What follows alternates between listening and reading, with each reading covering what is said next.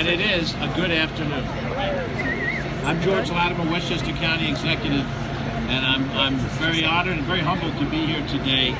They say that victory has 1,000 parents, and indeed, what today represents is the combination of talent and commitment by so many different people that no single person can take credit for.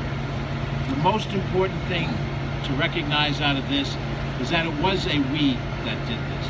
It was people that believed in this building for a long period of time that kept fighting for it. It was people here in North Castle and White Plains that believed in it, people with a historical understanding of the value of this building, and it involved people whose talent was in construction and architecture. It involved people who could move the levers of county and state finance to make this happen, and this really is as community-oriented a victory as there could possibly be today. There are 1,000 fathers and mothers to this, and I want to read some of them off. First, let me introduce, and please recognize yourself when your name is called. Relatives of Ann and Elijah Miller are with us today. Carol Clark, Ann Novak, and Mary Ann Miller.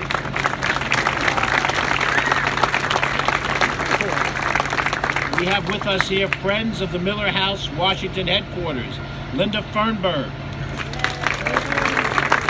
Susan Ross, Rosalie Weisskopf and Herb Weisskopf, John Diaconis, Kate Holmes, Nora Conze Manueli, Janet Loberman Beechert, and Ann Danzig. Leaders of the Daughters of Liberty's Legacy, Cynthia Abbott Kaufman, Deborah Palazzo. We have trustees of the North Castle Historical Society, Anna Maria Marone, Linda and Rick Cantator, Tom Rice, Sharon Tomback. We have here an illegal meeting of the North Castle Town Board. Barbara DeCinto, Gary Ryder, Jose Berra, Steve D'Angelo, and we'll hear from him in a second, Supervisor Mike Shalero. We have with us my friend, the outstanding mayor of the city of White Plains, Tom Roach. The mayor supervisor of the town village, got to include all of this, of Harrison, Ron Belmont. The mayor of the village of Elmsford, Bobby Williams. We have with us our wonderful state senator, Shelley Mayer. And we have with us our assemblyman who put that last bit of money in that made this happen, Assemblyman David Buckwald. We have members of the Westchester County Board of Legislators. You're going to hear from some of them in a second, but the chairman of that board, Ben Boykin. The local legislator for this district who never lost faith, Margaret Kunzio.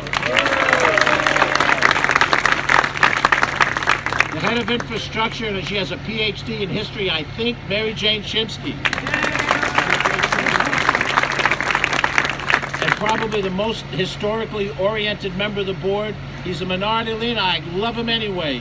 He's kind of a Lincoln guy, not a Washington guy. John Testa. We have the head of our Parks Board, Henry Neal, is with us. You're going to hear in a second the leaders of our Parks Recreation Conservation Department. First Deputy Commissioner Peter Tartaglia, and Commissioner Kathy O'Connor.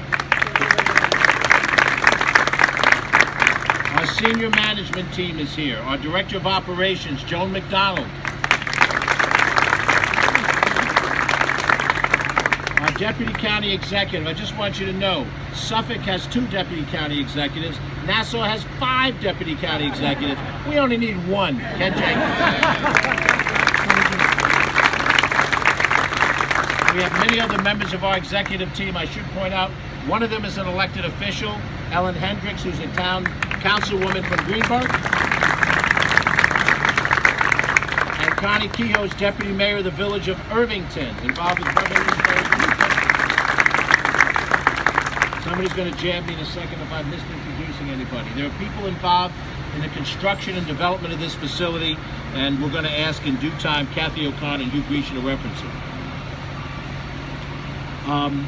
Most of us have passed by this site many times in our lives. And when we pass by this site, particularly recently, I think we all had the same thought. How could a building like this be left to deteriorate the way it was deteriorating? I've lived in Westchester almost all my life, and I had 5 years in my corporate career where I lived in other parts of the country. I lived in the beautiful garden spot right outside of Cleveland, Ohio. I lived just outside the Beltway in Northern Virginia, outside of D.C., and I lived in the Philadelphia suburbs for 2.5 years, the suburbs adjacent to Valley Forge, Pennsylvania. And for those of you who know their history, the encampment at Valley Forge was the critical encampment as to whether the Continental Army was going to survive or disperse. And in that encampment, there was no battles at Valley Forge, but the Continental Army was either going to stay together and go on and help us get independence, or was going to disperse, and the world would be a very different place where that to have happened. And I would go to that site, part of what was my responsibility, it was part of the tourism of that area, and I'd look at the little huts that were built as replicas of what the men of that day stayed in as part of the Continental Army. And I would wonder every single time, and I was in my late 20s at the time, how did they survive? How did that group of men survive to give us a free country? And I wondered about the nature of George Washington, the man. Later, when I lived in the D.C. area, I had a chance to visit the plantation in Mount Vernon. You see the Washington Monument. We talk a lot about greatness, and people proclaim they're great, whatever. But what George Washington accomplished is incalculable. And that the force of his personality was enough to give credence to the government of this nation, and to give, prior to that, credence of the military might of this nation, to hold off the world's greatest military power, the British Empire, so that we could have the independence that we've now had in our hands for over 240 years. This building is not just an historic building that we want to honor. This is not just a building that was collapsing and we made a commitment to reestablish it. This tells you something about the man that George Washington was, that he was here, and the Elijah Miller and the Miller family that owned this house in pre-revolution days. But something about the American spirit is what this house is about. Something about our persistence. And not just that we survived the revolution, that we went through the Civil War, and we survived the Depression, and we survived World War II, all things that happened before I ever drew my first breath. But those of us in office now, as forgettable as we will be in 20 and 30 years, sorry guys, we had an obligation to make sure that George Washington's presence was not forgotten. And we had to figure out how to find the money. We had to figure out how to find the will. And if we accomplished anything, all of us together, is that we figured out how to find the will to make sure that this house did not become a pile of rubble that would be swept away, but it would be here long after I'm gone and everybody else is gone, as a statement about what that Battle of White Plains was all those years ago, which we honor today, who Elijah Miller was and his family, and what greatness George Washington gave this nation, and that he touched us here in Westchester County, and we will be forever grateful for that. I now introduce to you the Chairman of the Board of Legislators,